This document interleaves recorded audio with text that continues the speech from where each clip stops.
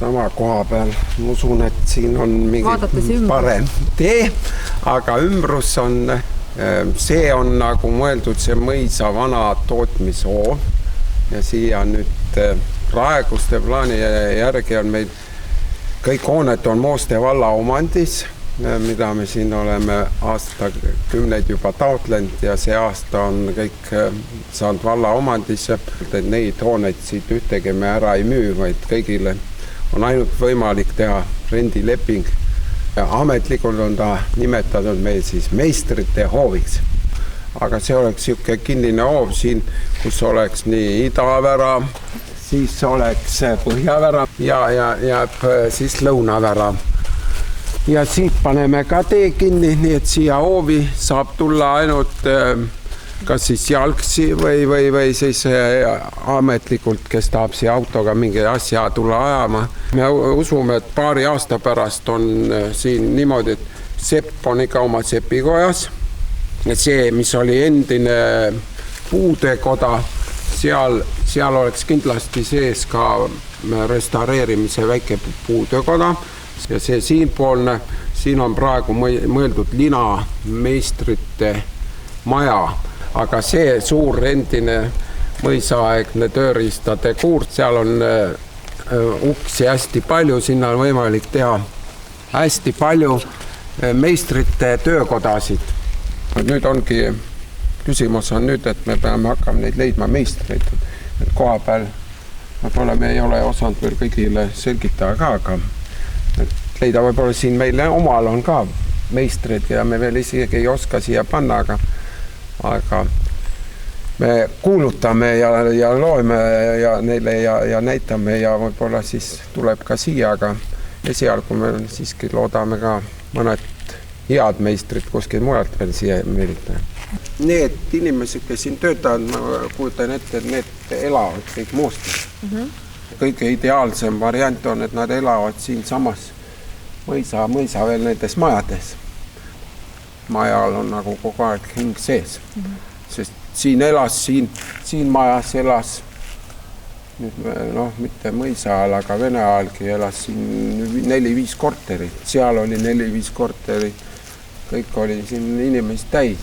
Siis kõik põgenesid paneelmajja, siis jäid nagu, ütleme, kõige viletsamad jäid siia järgi. Nüüd on enam-vähem need kõik kadunud siin, polegi enam ühtegi. Nüüd me tahaks siis jälle siuksed, ütleme, tublimaid ja kõvemaid inimesi siia tagasi tuua, kes siin hakkaks elama ja siin tootma ja seda hoovi hooldama ja mõtlema ise, mis siin paremini saaks. Kui parun ringi käib, siis kõige ideaalsem, ma kujutan ette, et parun istub seal seda saab vanet tegelikult lindistama seda kohta. Suvel istub seal mõisa selle pargipoolsel rõdul, seal joob kohvi ja päevas joob ära 20 liitrit. Ei, ja siis tulevad ühed inimesed, tulevad sinna nurga juurde, kuivuse nurga juurde ja seal seisma.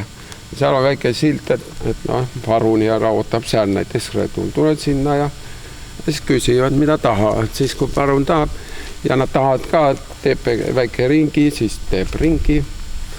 Muidugi parun küsib raha ka selle eest. et tal peab ka kuskilt raha tulema. Vabalt keegi nii hea inimene on, et maksab talle, et ta istuks seal päevast päeva ja jooks kohviainet.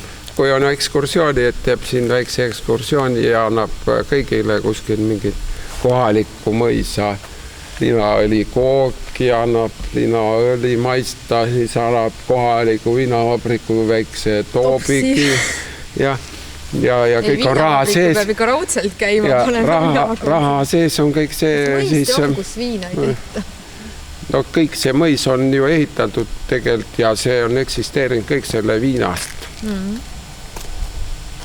Et kõik need mõisad on ju põhisissetulek oli ikka viin või piiritus, mis siin müüdi ja selle najal siis piiritusest kartulist tehti piiritus, kartul ja vili ja see, mis sealt järgi jäi, see praakad, see toodi siia pullidele, need sõid ja laulsid ja kasvasid.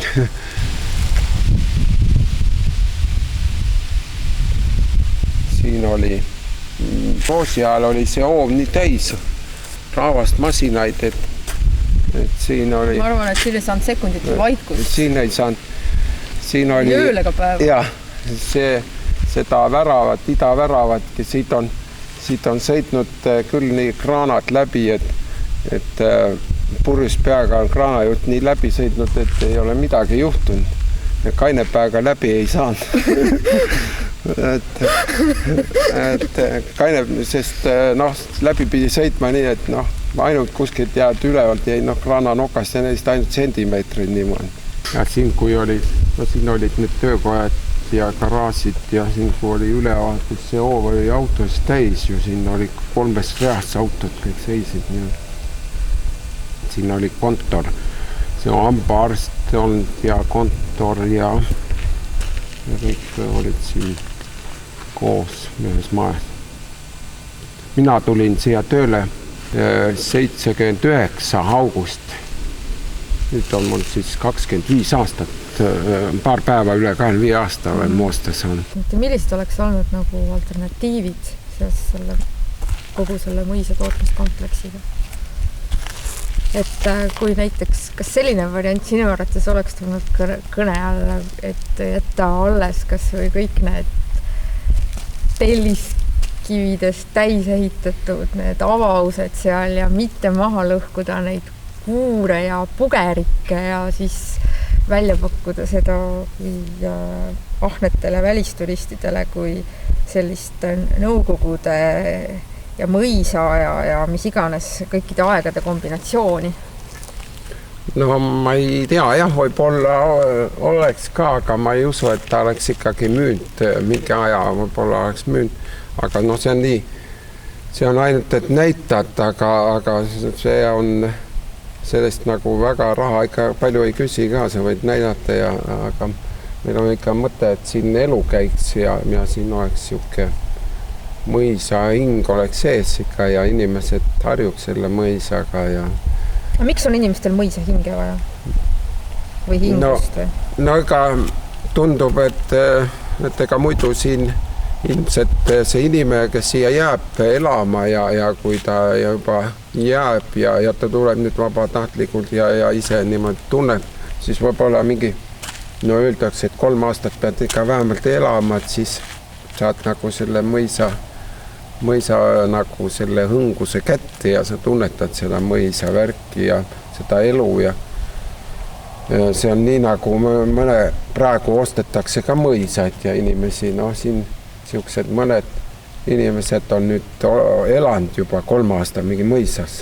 Tava inimene läinud mõisa elama, siis tema vähemalt mõned on küll juba öelnud, et nad nüüd tunnetavad see mõisa elusüsteemi, et kus see rahvas liikus ja kuidas käis, leitakse neid vanu asju üles, mõeldakse süsteem hoopis vanaks tagasi, sest vahepeal on, keegi on ta ümber teinud, on ahjud kõik ümber teinud, kõik on välja. Et aga mis sa arvad, et mis sellest moost ülejäänud külast nagu tulevikus võiks saada? Näiteks mingi 2 või 5 aasta pärast? No kõik oleneb,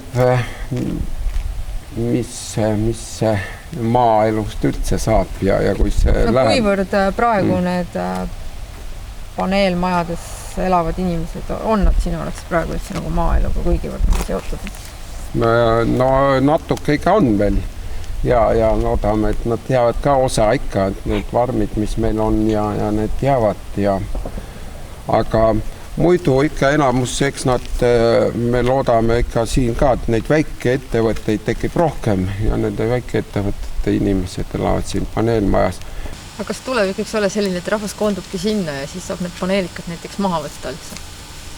No, me ei ole vastu.